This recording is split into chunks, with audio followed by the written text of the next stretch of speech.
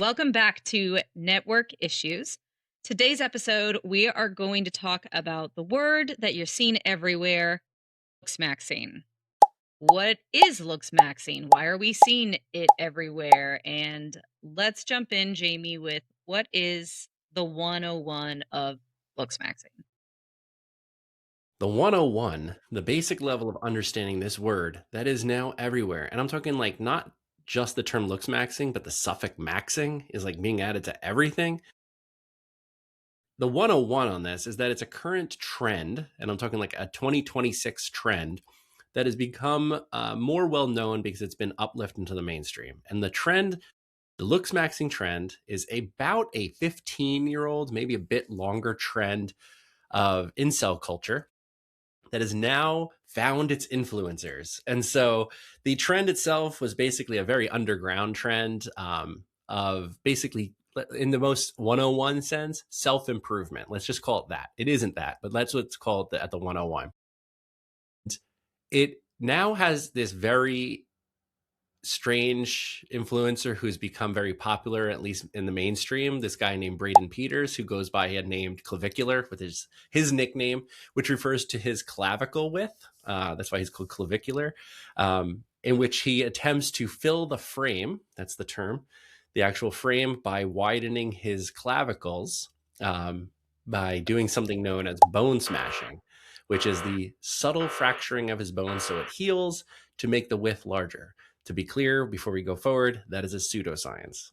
So that's what looksmaxxing is at its outset, and it's very 101, is that it's an incel trend that has become mainstream. Let's go through a few vocabulary things before we dive deep. So I know you have a few definitions of just the maxing, what that means. Could you define really quick what incel means? This is all important. Things like that, because I know that if I sent this to my mom, she would have no idea what any of those terms mean in order for us to move forward in the conversation. Right. And I think what's even more important is that no matter who you speak to, you have to take a gamble of whether somebody's heard the term looksmaxxing by accident. They've come across it through the mainstream, through the New York Times, through the news, through some sort of thing about bone smashing, or if they just simply don't know. Some people who I meet that are what I would consider like chronically online or extremely online, I've told them like, oh, I've got this story I wrote about looksmaxxing, or I've got a call from this news agency that wants me to talk about it. And they go, what's looksmaxxing? And I go, my first reaction is always like, my brain is just like, how lucky are you? Like, you live a life that's so much more wonderful than my life that has to be in the depths of this. Because looksmaxxing itself is technically a subculture, like a hyper niche subculture that is only well known now because it is something that's been uplifted by the mainstream media. But to begin with, the terms, if we want to go to the etymologies, the first one is incel. Incel is short for involuntarily celibate. It is a derogatory term that men paste on themselves about their inability to have sexual relations with women. And what they do is they consider themselves unable to. That's why it's involuntary. I'm going to give a bunch of color here that's really interesting. The incel culture, when I refer to that, is like the forums or the 4chan based group of young men who are maybe we would have considered them an acronym known as NEAT before this. NEAT is not in education, employment, or training. Those are basically terms that are like deemed on themselves for like basement dwellers and like people who have no enfranchisement. But the term incel actually comes from a woman. It comes from a woman named Alana in the 1990s, part of the queer community. And the term was about inside of the queer community, the lesbian community. She was unable to get a date in her Canadian town and basically considered herself involuntarily celibate. And the original acronym was IMVCEL, like IMVCEL, and it was recoined in the early 2000s by young men into incel, which is, I guess, more marketable. So it basically was rebranded. Now, the rebranding actually occurs due to a very interesting reactionary movement that leads to looksmaxxing. In the early 2000s, there was a period of time in incel culture known as pickup artistry. It is a branch or a tangent off of the original form of looksmaxxing, which is bodybuilding.com. And this is some internet culture here that's really important. The first really big successful forum was bodybuilding.com in the 1990s to early 2000s. And it was like a $500 million industry, like a website that basically like was a forum for bodybuilding. And you know what's even crazier? This is a side note here, but bodybuilding.com, like around 2004 and 5-ish, they used to use this phrase when they'd self-improve because they'd get like bigger. They'd use a phrase that says, feels good, man. And that phrase was also the phrase that was shared by Pepe the Frog, which is the term feels good, man. That's how it got embedded into right-wing culture. They basically attached each other that way, which is so fascinating, right? It's also even more fascinating is bodybuilding.com's success is because internet-based language, content-based language is DIY, self-improvement. When you build something, people want to watch something happen, which is why Get Ready With Me is still like one of the most effective forms of content, as is MUA, makeup artistry, because they are DIY processes. For men, it's bodybuilding. It's self-improvement because you can actually show the body improving. Anyway, in the early 2000s, this pickup artistry was done by a very strange group of, I would call them influencers now, but they were basically a bunch of chuds that like came up with a strategy they called the game, which was to pick up women. And it was basically a manipulation tactic. When I was radicalized, I was trained under these tactics. Neil Strauss wrote a book about this in 2005 called The Game, in which he radicalized himself by simply researching these guys. And then I know, just explaining that this is why it's so hard to explain Looksmaxxing, because you're like, well, how much do you want to know? And then when you really break it down, you realize you're talking about the internet. You're not talking about just Looksmaxxing. You're actually talking about the culture of the internet itself built on top of the spine that is Looksmaxxing, which is sort of depressing. To sum this up, PUA didn't work for everybody. It is a tactic. It is a game. It's not really usable. And so a forum appeared called PUA Hate. And PUA Hate is a forum that was basically for young men to be angry at pickup artists, basically say this doesn't work. And so the incel vocabulary came from that, which is that, oh, if pickup artistry doesn't work for me, then I must be involuntarily celibate. It then branched off into two other parts of this called slut hate, which I don't think I have to explain, and then lookism. And lookism is a form of self-improvement around the early 2010s in which men started getting into the self-improvement features of incel behavior. It wasn't until 2022-ish, the 2020s, when the term Looksmaxxing became a thing, when maxing, the suffix, attached itself to lookism. Maxing most likely comes from video games, which is a shorthand for min-maxing. Min-maxing meaning like maxing out all your gear, you know, like when you're in a game, you could max out, you know, or min out, you know, like, so those terms is video game culture mixes with lookism. The terms get there and it creates the new term Looksmaxxing. What a fascinating etymology. There's really no way to do a social clip on that, by the way, because it's just too big. But that No, is when I don't know, I remember being in whatever grade English where like they teach you word etymology and how to figure out based on the Latin, the original Latin, how to figure out what a word means or close to what a word means. And that was just such a opposite of what I was taught. It's entirely internet-based culture. And so that's just, it's fascinating to see where we are nowadays. It really is. And, you know, when you say that, it is fairly detached from original etymologies because a lot of the reactionary culture that develops this specific culture does come from the digital world. You could argue that it attaches itself to disenfranchisement of young men throughout the history or whatever, the performance of masculinity since the 1500s. You could do all that, but really, let's just stick to the present. Okay. Okay. So now that we know what those terms mean, I think we should get into why people are seeing this term a lot right now. I know based in my research that I've done for this conversation, the earliest terms that I recognize go back to mewing. What was that? 2023, 2022, 2023? Yeah, post a little right during the pandemic and a little after. Yeah. Yeah. So is this, it seems like it's a trend that is continuing to grow and getting even more extreme. Is that an accurate statement? Yeah. I have to throw a little plug here to Liv Agar. She did a special on this about the new age spirituality of Gen Z on the podcast QAA. Just if you want to get a deeper dive than we'll do here. Um, Mewing is an older tactic.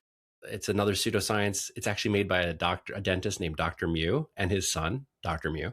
And so sometimes etymologies are just the last name. The mewing is a performative tactic less than a reusable tactic. And mewing is a new age spirituality. It's similar to the during the pandemic and just following it, a lot of TikTok had shifted into shifted is a term they used. They moved into a lot of manifestation, new age spirituality type of stuff, which is like numerology and manifestation and shifting. Shifting was like, if you think hard enough, you could shift into another reality. All of this is just woo woo. It's like, or Delulu, however you want to think about it, which is like, you can my students hate when I say this, but it's like you could just set goals and do them, like that's basically what it is, so that's it's goal setting. So the goal setting thing was also in the self-improvement part of basically being very online. And so mewing was a performance. Mewing is the act of, I can't really talk while showing it, but sticking the tongue to the top of your palate and clenching your teeth really hard. And then when people ask you like to talk, it was a way of young men getting out of conversations too, because they would turn to the side and go and basically show, I can't talk right now, I'm mewing, which is like a jaw exercise. It's more effective. If you remember Big League Chew, like when we, as a kid, that bubble gum with the strands and you stick it in your mouth, but you put too much and your jaw would hurt. That's it. Okay. So you can do a jaw exercise that way if you want. It's the same tactic, except a little more extreme because it actually does hurt. So that's where mewing comes from, which is like this very self-improvement-y square jaw thing, but it is fairly mimetic because why did these young men want this square jaw? And they wanted it because of the incel cultural memes that came from that. So there's these characters that come from incel culture or just online culture. The Chad, the Stacy, the Wojak, all these different characters of the internet that are hand-drawn line characters. And the Chad is this very blonde, Aryan-looking Nordic dude, big hair and big blonde beard, and his jaw is super strong. Then came the Giga Chad, which is like this model slash edit of this huge dude with this very square jaw. And it became a competition to who could get that jaw so they could get the Stacy, because Stacy's typically went after Chads and never went after the beta males. And so pseudo competitions for pseudo worlds and pseudo imaginaries that are playing themselves out in classrooms when young men decide to push their tongue against their palate.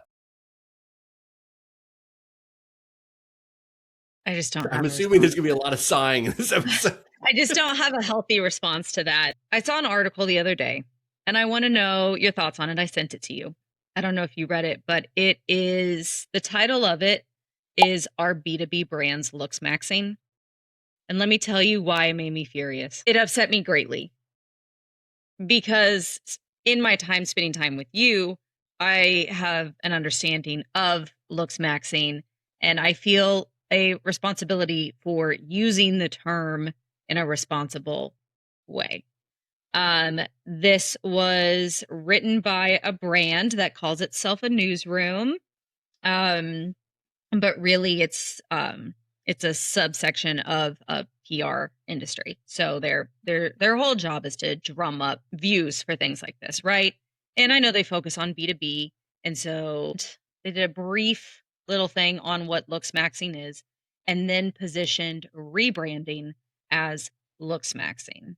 And I understand the point they were trying to make. It's in the age of AI, everything essentially looks the same. And if you go on to any startup, everything kind of looks and feels the same with the copy, with the design, all of that.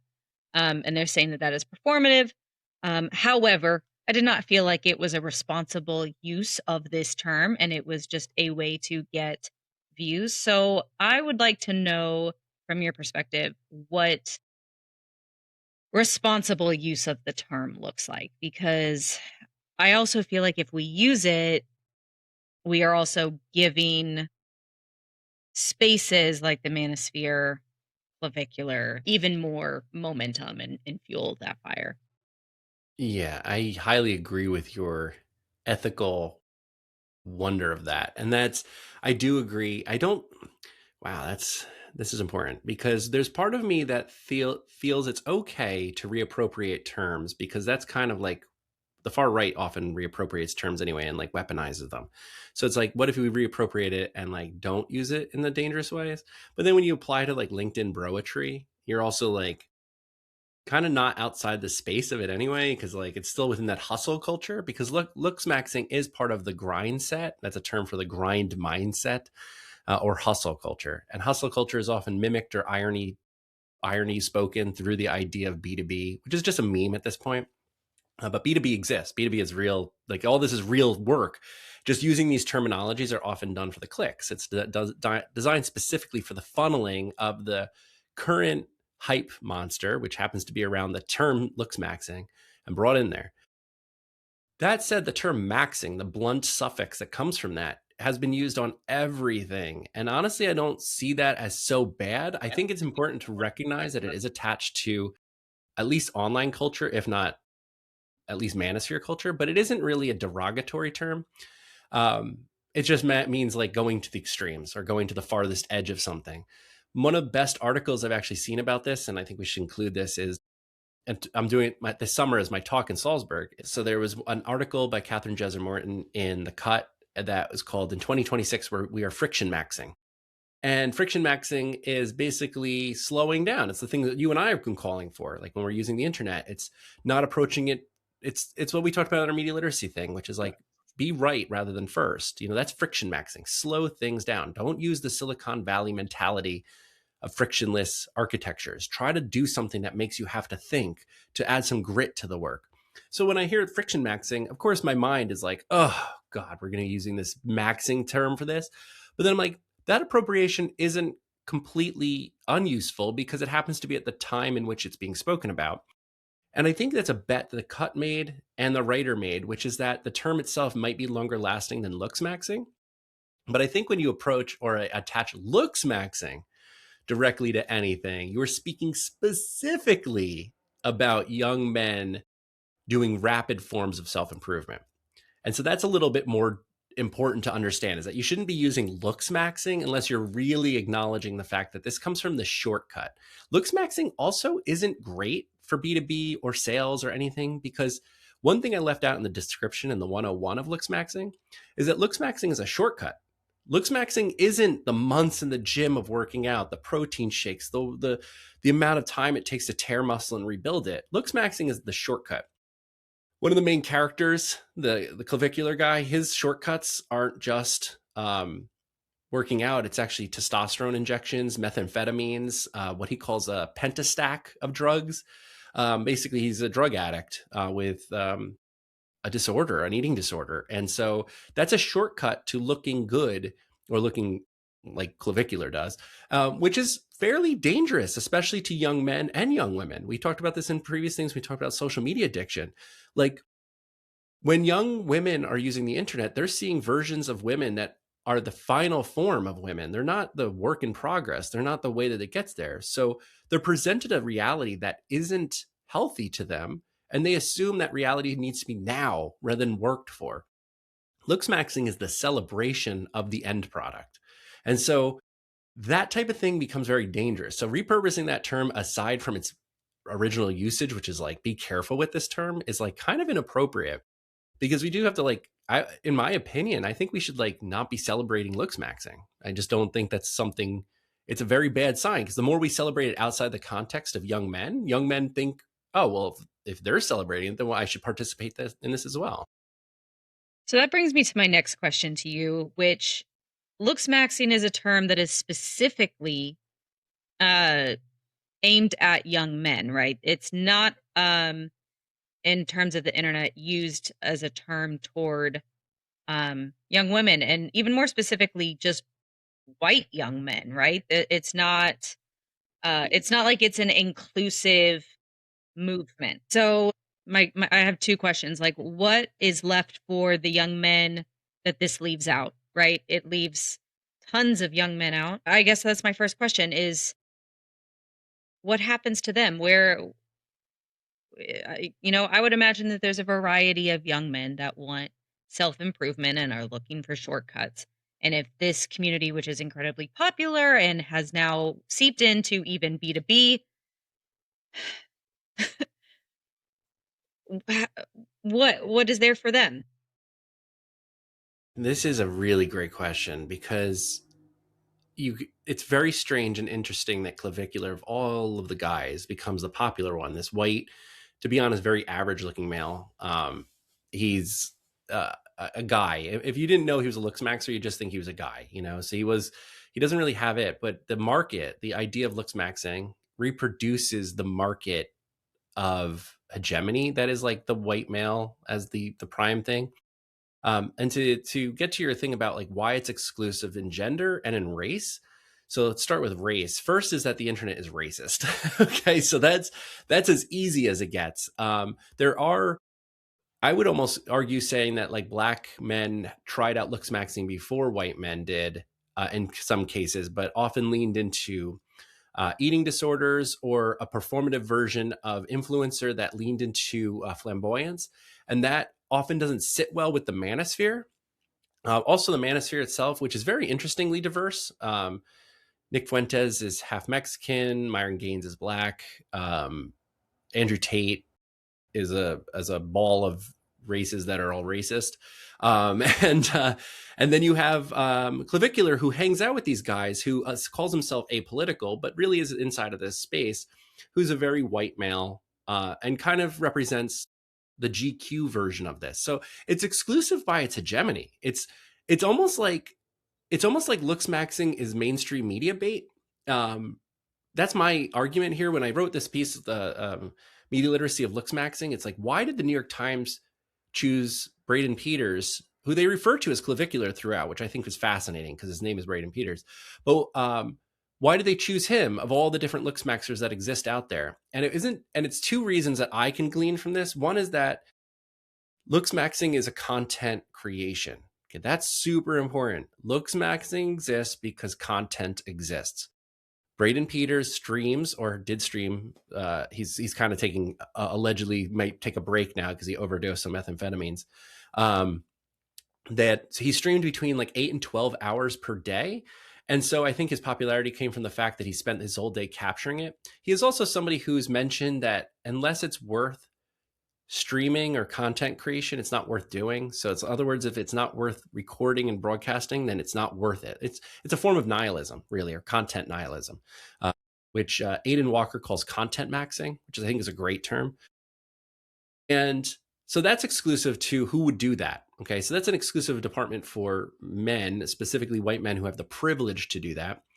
It also creates a secondary market called, we've talked about this, clipping, so his job to stream also supports a whole cadre of younger men.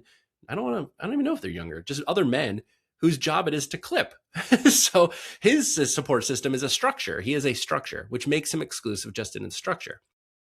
Now, the question about women is fascinating because arguably women are under the pressure of Looksmaxxing all the time. And so men are expressing themselves through Looksmaxxing because it's novel to what the cosmetics industry has done to women for, I don't know, 100 Hundreds of years. years. Yeah. or I mean, all if the you way want to look back at to it from the the patriarchy, Egyptians. 6,000 years, depending on how you look at it. So Which, yes, because in some of our prep for this episode, I had mentioned to you uh, this this idea of looks maxing, and especially some of the more dangerous aspects of it, remind me a lot of heroin chic in the 90s and the dangers of that the high fashion magazines at the moment were to be seen presenting. Then it created just so many eating disorders that a lot of women my age are still dealing with. Like that's never something that they have been able to get over. And now we're in the era of Ozempic and the shortcuts and all of that. But women have never really let go of that idea. And then I think I watched a clip of Stephen Colbert comparing women's experience to this experience, and he was like, "Wow, this is just men." Um, having to do the same thing that women have been doing for ages only to be told that they look tired. And it's like, yes, the work of it is exhausting. It feels like, welcome to my life in some aspects of it, because women have to go through and do all the self-improvement and the skincare and the hair and the makeup to get the date, you know? And then you have to go through that awkward part when you're dating where, you know, when is it okay to show up without makeup on or your hair done? Like, will they still like me when I present my real self as opposed to the designed self? So this is the most important part of this, because yes, the hegemony of the male gaze is part of how women present themselves. But I heard this phrase, and let me know if this is true. I heard this phrase once, which is like, in the absence of men, women would still wear cosmetics because they like it. Like, is that true? Is that still part of that? I think it would be done differently. Well, interesting. Yeah. Okay.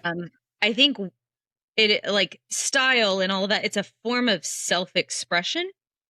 If we didn't have to worry about men's perception of us, which is goes far beyond dating, that goes for your job, it goes for, how you market yourself. It's a lot of things. Um, we would present ourselves for ourselves and not through the male gaze, like you're saying. You know, I might cut my hair off because I don't need to have this idea of long hair. I might not wear foundation every day because I need to have a flawless skin. I would just really like some cool eyeliner. I don't know. Maybe we would get tribal tattoos.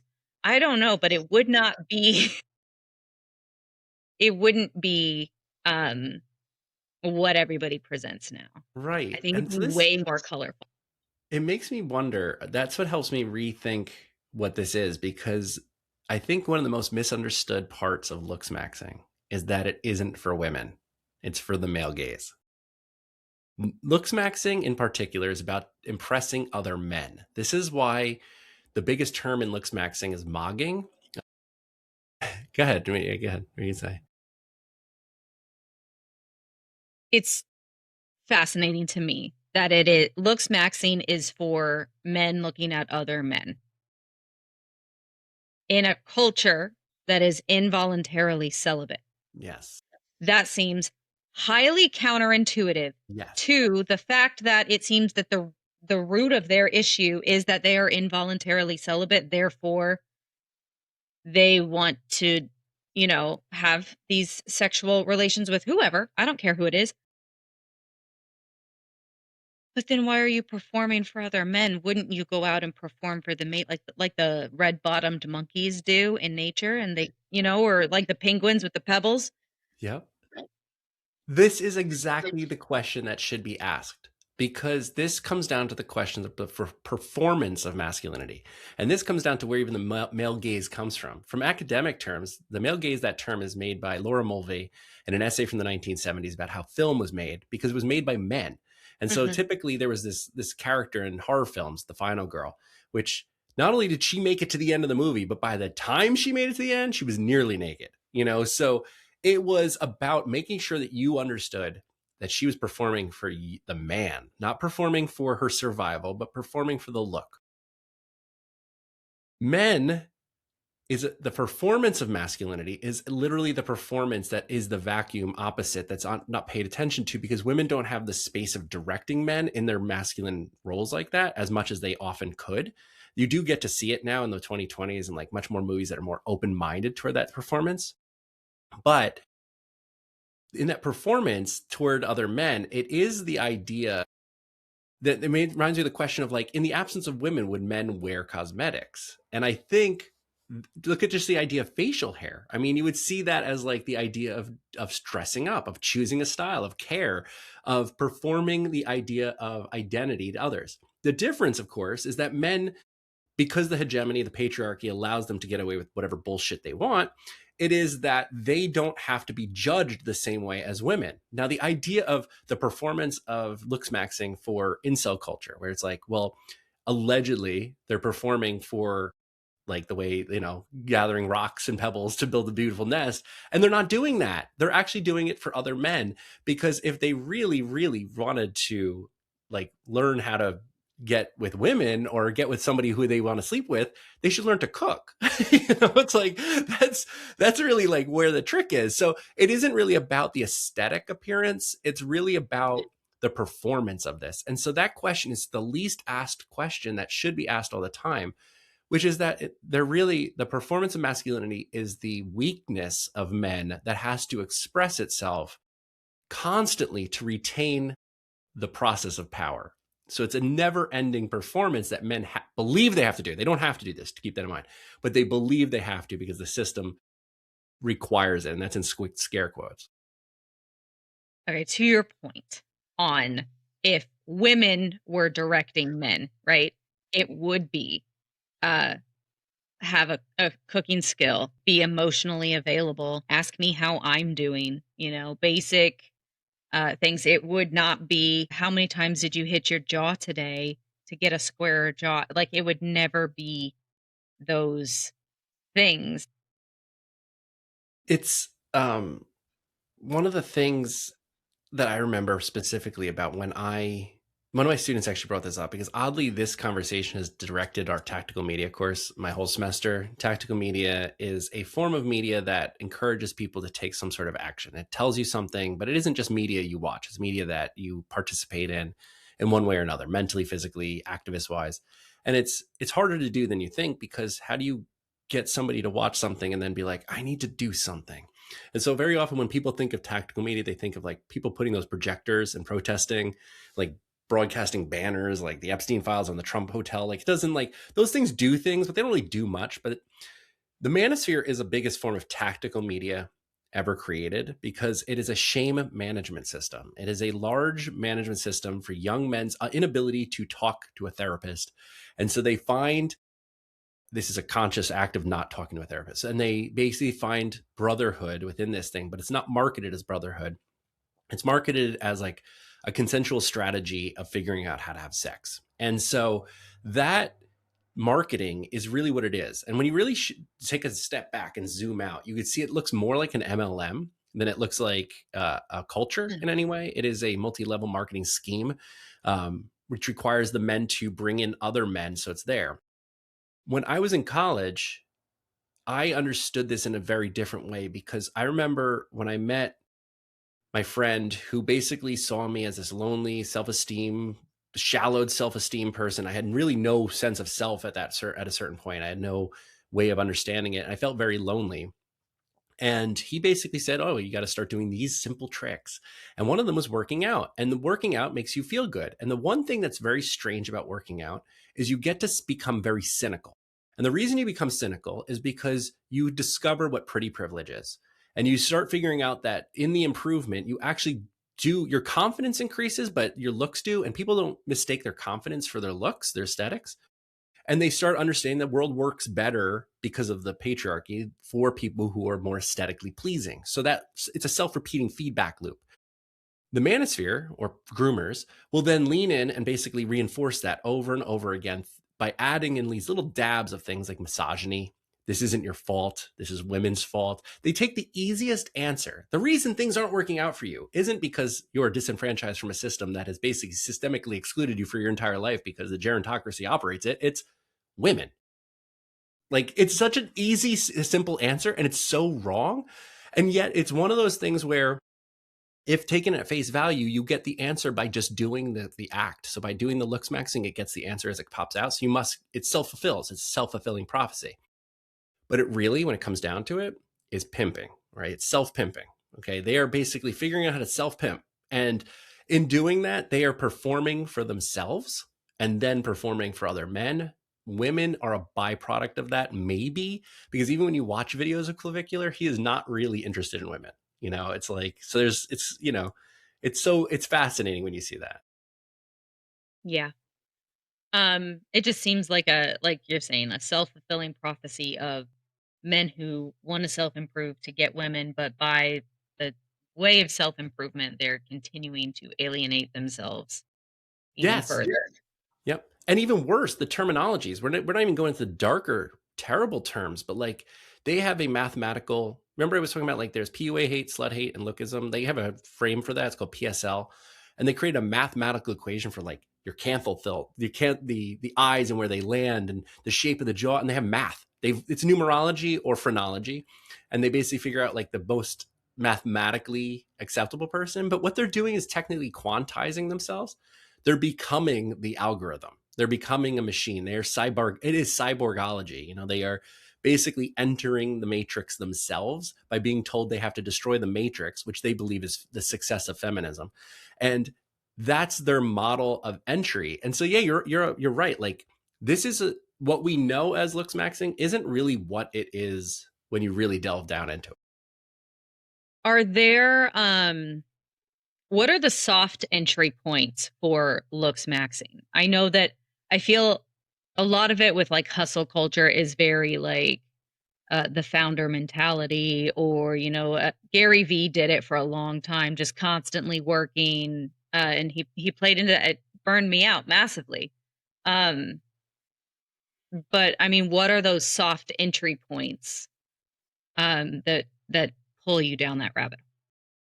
There are a lot of soft entry points for this type of subculture and this niche. And the most basic of it is self improvement. So health, it's all through gym work. But you were right, like hustle culture, or grind set, like the grinding or founders mentality, the grinding mindset, which is just basically it means take your second job, take your gig and make it your full time job. And that's a lot. It's a lot of work.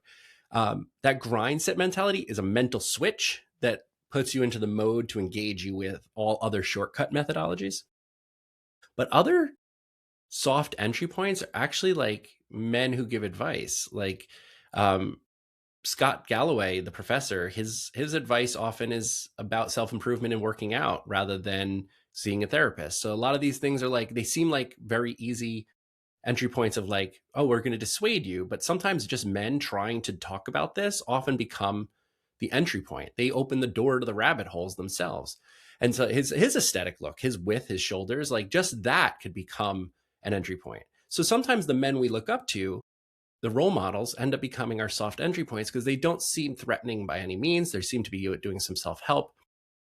And that's a soft entry point because it always seems positive. It always seems like a framework of improvement when it could actually be a framework of danger because we can't control. We could open the rabbit hole, but we can't control where you go inside the rabbit hole. We don't know what you're looking for.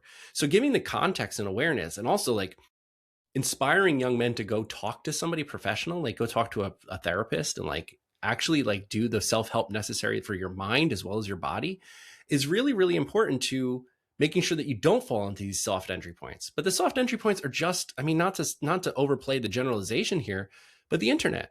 By being online, just like women, when this whole court case that we talked about, the social media addiction, has to do with overuse. It happens to do with content consumption at an extreme manner.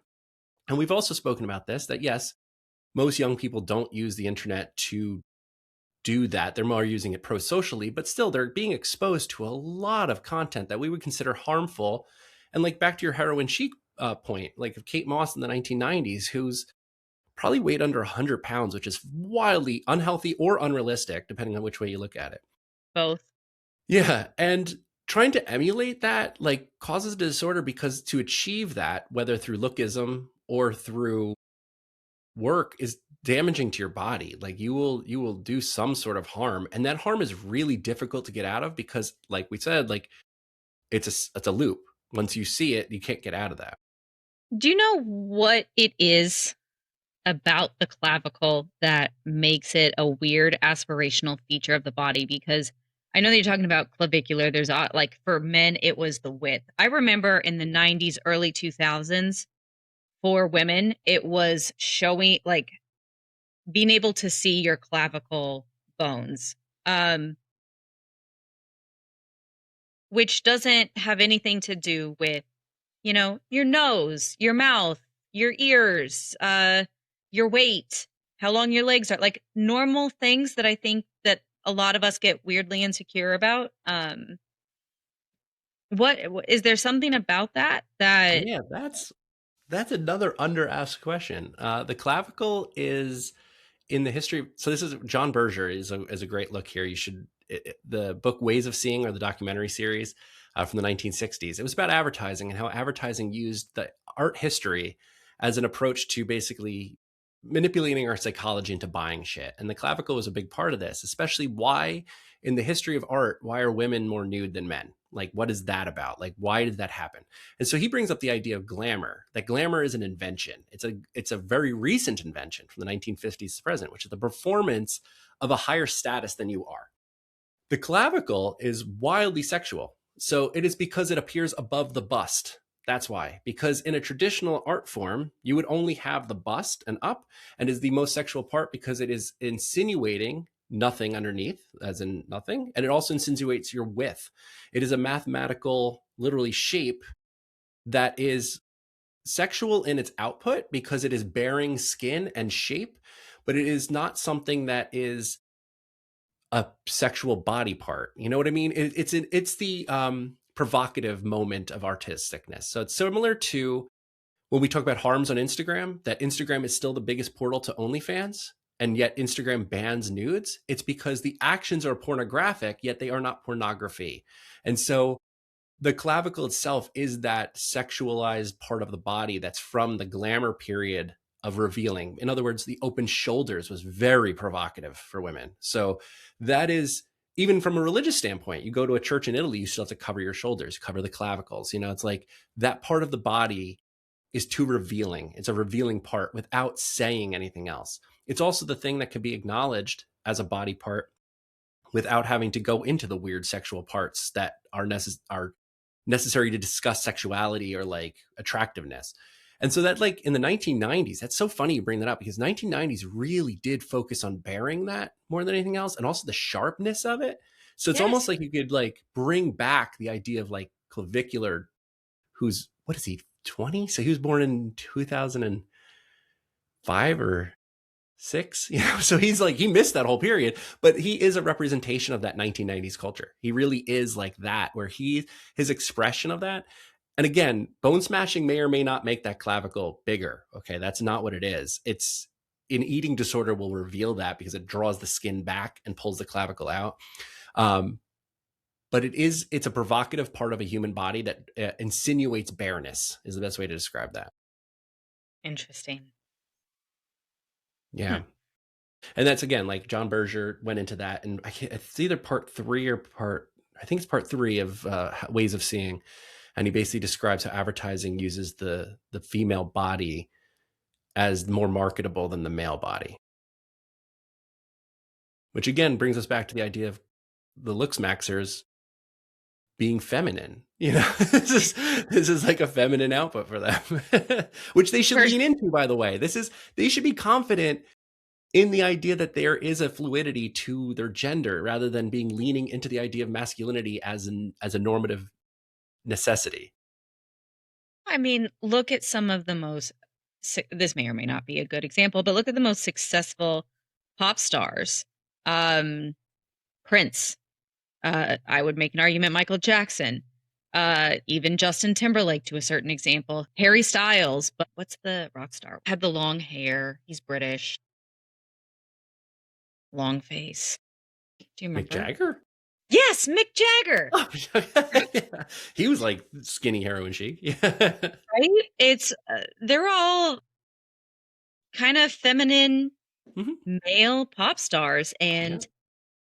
women throw their underpants to these men on stage. And so that is kind of the opposite of what this whole situation is. But if you just take that example of, like, if you took Mick Jagger and reshaped him into just a content creator, he wasn't a rock star, he wasn't on stage, he didn't do his Mick Jagger things or his kicks, his dances, and his shuffles, and you just put him in the screen, he'd have to compete completely differently. So these guys are competing for screen time. They're not competing for the concert arena scenario. They're not competing for the underwear and bras being thrown at them on stage. They are competing for clicks. They're competing for views. They're competing for literally, when they say mogging, which comes from alpha male of the group, which is just like a fake term, pseudoscience about what alpha males actually are.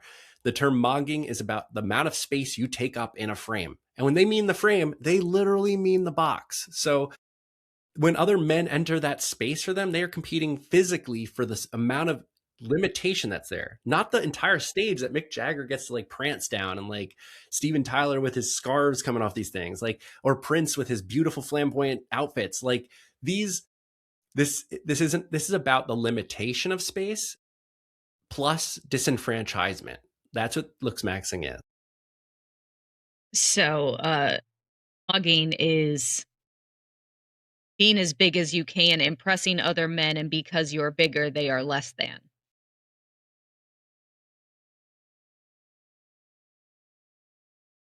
That's disappointing. It is disappointing.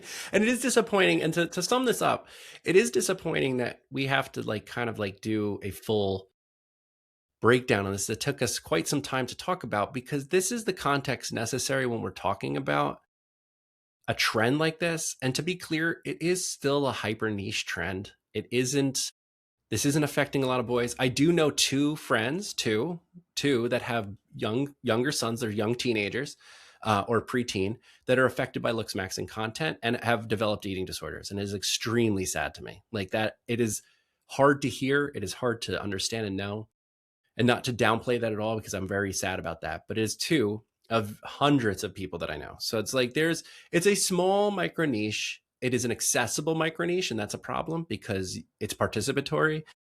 It doesn't take a lot of tools. And I mean that literally. Bone smashing part of Looksmaxxing is extremely niche, because when you hit your face or your body with a hammer or a massage gun, you cause bruising. People can see that. All right. So oftentimes the presentation of self requires recovery time, and that requires privilege. You need to be able to be away from people while you recover.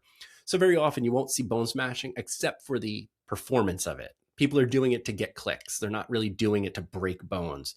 It is dangerous. It's extremely dangerous. You could literally break a bone by accident. You could shatter your eye socket.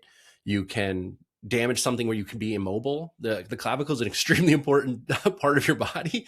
So it's so interesting, because the way we know Looksmaxxing is through its trend and its uplift, but really is like a very sad subculture that really requires the screen to operate. And until we enfranchise young men, and I mean like basically like the answer I often give people is it takes a community. It's not about parents and pastors and people around and like teachers. It's about like whole groups of people reminding young men and young women, especially young women, that they matter and that they're parts of their parts, and they can, that's their agency that controls whether or not how they want to share those with other people.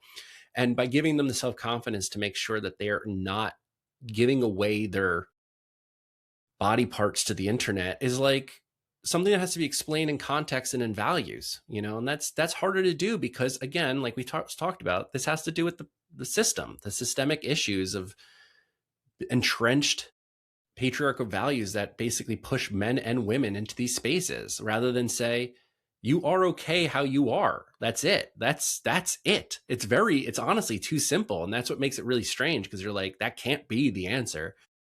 And yet it is. And so it's like we have to just engage with communities when we do this. And this has to be, as we talk about in every episode, this has to be a constant conversation. This can't be just like, oh, it happens on the internet, because this just happens. This is your young neighbor maybe Looksmaxxing without you even knowing it. So you have to keep an eye out for eating disorders, changes in their behavior, different vocabulary that they're using, derogatory attention towards women, or like even derogatory attention towards their teachers. Australia has a large problem with young men being extremely mean to female teachers. And so you have to be aware that sometimes these things are extensions of the performance of the internet in real life, but they're really just performance. Ending on another horribly depressing note. But yeah, it's depressing right now, but it's not like, I have optimism. Okay, you know me. I have hope. I have hope that these are trends and these trends fade out. And I also do believe that when trends become mainstream, you're seeing the end of them. So now you're going to watch the exhaust come out, which sometimes is dangerous, sometimes not. Sometimes it evolves into an even more dangerous one, and sometimes people just get over it and go away and, eat a I guess we'll bagel. see. Until then, keep mogging. That doesn't work for women, because when I do that, it just makes Yeah, it's doesn't work for me. Um, I've been trying it throughout this whole thing to see if I noticed a difference in myself in the screen. I can't tell the difference, so who It's back to knows? our media training thing, which is just like, that's it. We're just media training. Well, thank you for joining us on this episode of Network Issues. Like, share, and subscribe. Follow us on Instagram, YouTube, Facebook, the TikTok. Follow either of us on our LinkedIn. All of that information is linked below. We will also link to Jamie's Substack with his media guide to Looksmaxxing. Tune in next week for our next episode. Thank you.